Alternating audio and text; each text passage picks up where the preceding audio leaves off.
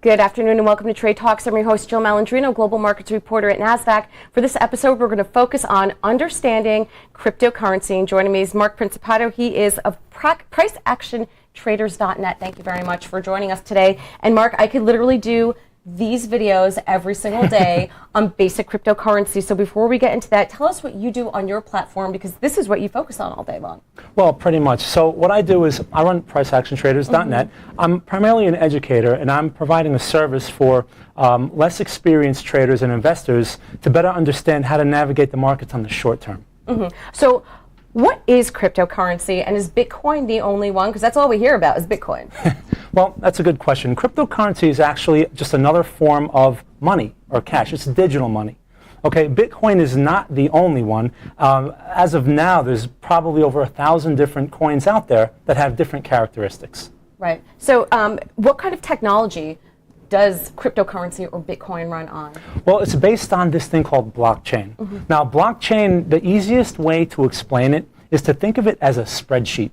Okay, a spreadsheet that's verified by millions of computers simultaneously, but is not controlled by any centralized authority. So is blockchain only used for cryptocurrency? Is that the only use for it out there? No. So blockchain has evolved. Its original purpose, right, was for Bitcoin. Bitcoin was the first cryptocurrency that used this blockchain technology. Now, Bitcoin was meant to be a payment system, okay, almost like a decentralized PayPal, if you will. Now, blockchain has evolved since those days. I mean, we're talking just about 10 years now. Blockchain has many uses that people are just learning about now. Okay, so for a quick example, you have a token called Ethereum.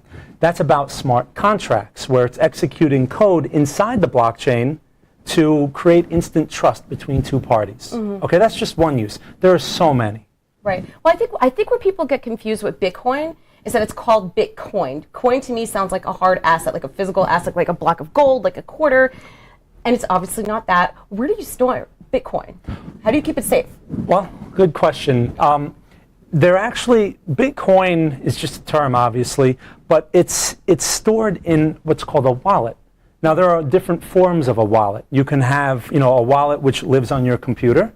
You can have a wallet service like Coinbase, where the wallet is stored there and you can move your currency in and out of their wallet. You can even get a USB plug that is like a hard wallet, where the actual coin lives inside that USB plug. You pull it out of your computer and it's safe from hacking. So there's different forms of a wallet, but essentially it's a piece of software that the coin or your currency can stay inside of securely. So you better have a safe deposit box if you own Bitcoin, for the most part, right? For your little USB plug, yeah. Right. But otherwise, you could be safe in your computer. So, okay, I want to go on Amazon.com. Can I take Bitcoin? Can I make purchases with it? Let's say I have $1,000 in my Coinbase account. Now it's $20,000. Can I get $20,000 US out? How does it all work? So basically, when you have $20,000 worth of Bitcoin in your Coinbase account, you would simply close the position or sell it back into the market just like you would a stock. It's the same idea.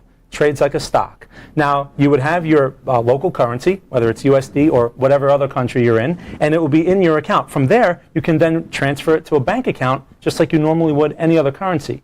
People get confused by it, but it's really no different than going to Europe and exchanging your dollars for euros. You're just exchanging your dollars for a digital coin that is only available inside the internet. All right, now here's a two-part question for you.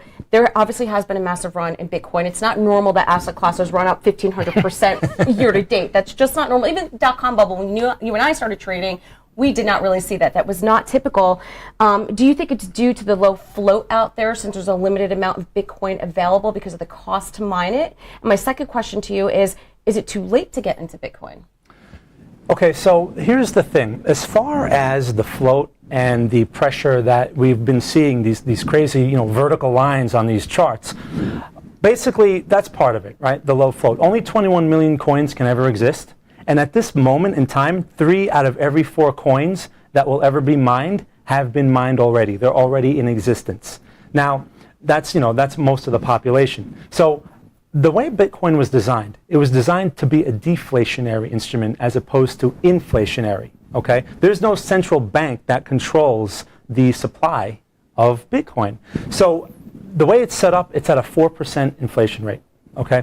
So what that means is it is it's inherently, there are built-in forces for it to basically appreciate over time and not be not be inflated. Now, the thing that people don't realize about Bitcoin at the moment is there's an absence of selling.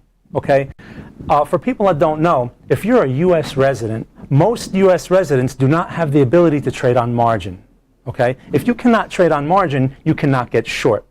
So people that are actually selling Bitcoin are actually selling, their commodity, their supply of coins. They're not selling something that they don't have, which you can do in the stock market or in the futures markets. So what happens is that absence of selling creates a vacuum, and price doesn't want to retrace because there's no selling pressure. Right. So is it too late to get in at these levels? I would say at this point, if you're an investor for the long term, yes, because a lot of the move is already over. Now, look, over the long term, this currency is generally here to stay. The technology is definitely here to stay, blockchain. So investing now is just a bad idea because the risk is so high. When you have markets that increase at such a high rate, so quickly, a 30 or 40% correction is normal and healthy. So if you're willing to sit through that, if you're willing to take the chance and basically buy the top or near the top, and you watch it get cut in half, over the next couple of months, you have to be willing to accept that risk. If you can, then hey, jump in wherever. Now, a lot of questions that we get is, well, how come Ethereum or IOTA isn't the same value as a Bitcoin, even though they're all cryptocurrency? Is that a valid question? And would that be like asking, okay, well, how come JCPenney doesn't equal what Macy's equals, what Kohl's equal, or is it different like that, like a stock? Well, yeah, each coin has its own unique characteristics, but they also have different floats. Okay, something like IOTA has like 100 million coins out there. Okay, compared to something like Bitcoin that can only have 21 million ever. Okay, so yeah, each coin, like Ethereum, I believe, has 90 million that are in circulation. So that's definitely going to affect the range or the volatility of the movement. But also, as more and more people get in, especially institutions, what a lot of new traders and investors need to understand is institutions are not directional traders all the time. They employ more complex strategies. So what that will do is create more noise and more order flow that doesn't exist now. So my theory is it'll look more like the S&P. In a few years, when it matures, these things will trade more like the S&P. The S&P still appreciates. It just does it at a slower rate, a more stable rate. Do you think that Bitcoin and other cryptocurrencies will start to stabilize with institutional investors coming back into the market, and because there is a futures market out there now? Will that help facilitate perhaps stabilizing the moves that we've seen? Absolutely. I think now with the futures, you have a couple of different things. For one, they're regulated markets. Okay, so institutions can now safely put their money to work and not have to worry about an exchange going out of business overnight. Okay, that's one thing. The other thing is these markets have the ability to short.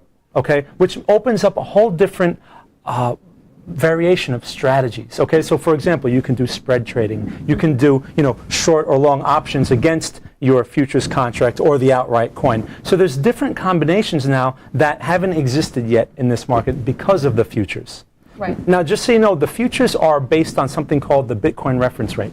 Okay, the CME calculates this rate. Is this how they settle it? Yes. Is that what you mean? Okay. Yes, I was just going to get into the settlement because the thing is, it creates a fair value that didn't really exist before. I mean, the CME has been calculating this since 2016, but it gives Bitcoin two things. For one, it gives it a fair value to settle on, so it sort of kind of gives it a reference point, all right, when the settlement comes. But the other thing is, it gives it a level of legitimacy that has been missing from something like Bitcoin. I don't know if you remember, but a few years ago, Bitcoin was sort of a joke.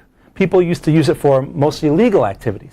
So the fact that it's now trading on the CME or on the Chicago Board of Options, and it has, it has that kind of legitimacy behind it, really takes it to the next level of mainstream adoption. All right. Well, I think this is the beginning of it. Whether or not Bitcoin goes to 20,000 or zero, I think this digital currency is certainly here to stay. Another asset class, if you will, right? Absolutely. All right. Well, thank you very much for joining us at Nasdaq. And traders, as always, thank you for joining me. I'm Jill Malandrino, Global Markets Reporter at Nasdaq.